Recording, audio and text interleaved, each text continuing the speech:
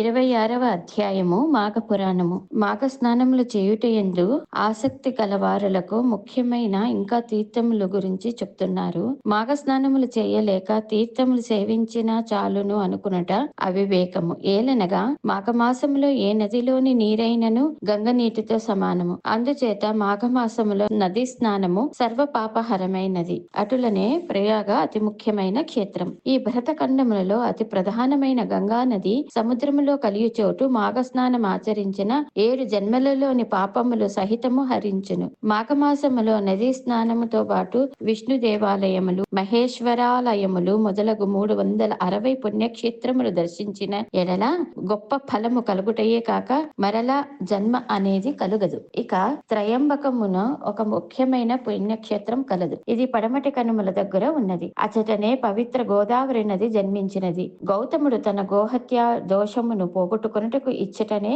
ఈశ్వరుని గురించి ఘోర తపస్సు చేసి గోహత్య జరిగిన ప్రాంతము మీదుగా గోదావరి ప్రవహింప చేసినాడు. కావున మాఘమాసములో గోదావరి యందు స్నానము చేసిన ఎడల తక్షణమే సకల పాపములు హరించిపోవటయే కాక ఇహమందు పరమందు కూడా సుఖపడుదురు. మన దేశంలో ఎన్నో నదులు ఉన్నవి. ప్రతి నదీ తీరమున ఎన్నో క్షేత్రములు ఉన్నవి. ఆ నదులలో మహానదుల పుణ్య నదులు ముఖ్యములు. అవి 100కు పైగా ఉన్నవి. అటువంటి కొన్ని పేర్లు మనము స్మరించినచో ఆ నది తీరాలలో ఉన్న క్షేత్ర దేవతలను కూడా స్మరించినట్లే అగును. అందుకని కొన్ని ప్రధానమైన నదుల పేర్లను గుర్తుకు చేసుకుందాం. నందిని, మందాకిని, నళిని, త్రామపర్లి, భీమరథి, గంగా, యమున, నేత్రావతి, హంపా నది, పంపా నది, కృష్ణవేణి, మహేంద్రతనయ, గోదావరి, నర్మద మొదలైనవి మహానదులు. సరస్వతి, కృష్ణవేణి, బాహుద, భీమరథి, తుంగభద్ర, రేణుక, మలాపహారి, కావేరి, కృతమాల, తామ్రపర్ణి, విశోక, కేశికి, గండకి, విచిత్రిక, వశిష్ఠప్రవర, కాశ్యపి, సరయు, సర్వపాపహరి, కుషావతి, ఫల్గుని, కరోతయ, పుణ్యద, ప్రణీత మొదలైనవి పుణ్యనదులు.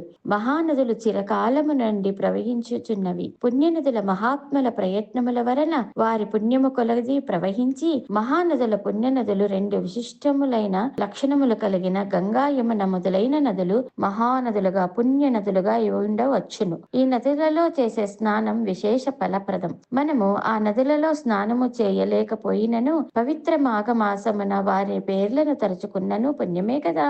ఈ స్మరణ వలన ఆ నదులకు ఆ నదీ తీరముల యందున్న పవిత్రమైన దైవమును కూడా స్మరించినట్లే అగును కదా. గౌతమి నదిలో మరికొన్ని ప్రసిద్ధములకు ఉపనదులు కూడా కలిసి తమ తమ స్నేహ సౌభ్రాతత్వములను చాటుచున్నవి. అటులనే వరంతప అను ఉపనది ప్రవహించు చోటు అక్కడ కూడా శివలింగాకారముతో వెలిసి ఉన్నారు. దానికి ఆవలగా ప్రభావము అను క్షేత్రము కూడా కలదు. ఆ క్షేత్రము బ్రహ్మహత్య మహాపాపములను సహితము పోగొట్టు కలది. ఇందుకొక వృత్తాంతము కలదు. విష్ణుమూర్తి నాభి కమలమున పుట్టిన బ్రహ్మకును ఈశ్వరునికును 5 తలలు ఉండెడివి. ఈశ్వరునికి పంచవక్త్రుడు, త్రినేత్రుడు అని కూడా పేర్లు కలవు. బ్రహ్మదేవుడు నాకు ఉన్న 5 తలలు గొప్పవి, నేనే గొప్పవాడునని శివునితో వాదించెను. ఇద్దరు గర్వముతో వ్యవహరించినందున చిలికి చిలికి గాలివాని వలె వారి మధ్య కలహం పెద్దదయ్యను. కడకు ఇద్దరు యుద్ధము చేయగా శివుడు బ్రహ్మ యొక్క 5వ తలను నరికివేశను.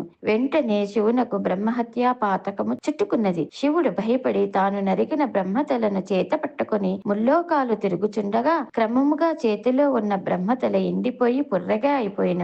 ఈశ్వరుడు సహజముగా అందమైన వాడు. అతను భిక్షాటనకు వచ్చి భిక్షాందేహి అనగా గృహిణులు భిక్ష పట్టుకొని గుమ్మము కడకు రాగా శివును జగన్మోహనాకారము చూచి మోహితులై భిక్ష వేసి శివుని వెంట పోవుచుండిరి. ఆ విచిత్రమును మునీశ్వరులు చూచి కోపం కలవారై తమ భార్యలు శివుని వెంట పోవుట సహించలేక అతనికి పురుషత్వము నశించుగాక అని శపించిరి. ఈశ్వరుడును చేయునది లేక క్రింద పడిపోయిన ఆ లింగమునందే ఐక్యమైపోయినారు. అట్లు శివుడు లింగాకారముగా మారినందువలన ఆ లింగం అమితమైన తేజస్సుతో ప్రకాశించుచుండెను. 1,000,000 సూర్యుల తేజస్సు కలిగి ప్రళయము సంభవించుదా అన్నట్లు భయంకరముగా ఉండెను. అప్పుడు బ్రహ్మ విష్ణువులు శివుని వద్దకు వచ్చి వారిని ఓదార్చి ప్రయాగ క్షేత్రమునకు తీసుకువెళ్లి అచ్చట శివునికున్న బ్రహ్మ హత్యాది పాపములు పోగొట్టిరి. ఆ విధముగా భూలోకమునకు వచ్చిన శివుడు అప్పటి నుండి లింగాకారంగా మారినందున భక్తులు ఆ లింగాకారమును పూజించుచు శివ సాన్నిధ్యమును పొందగలుగుచున్నారు. 26వ అధ్యాయం సమాప్తము.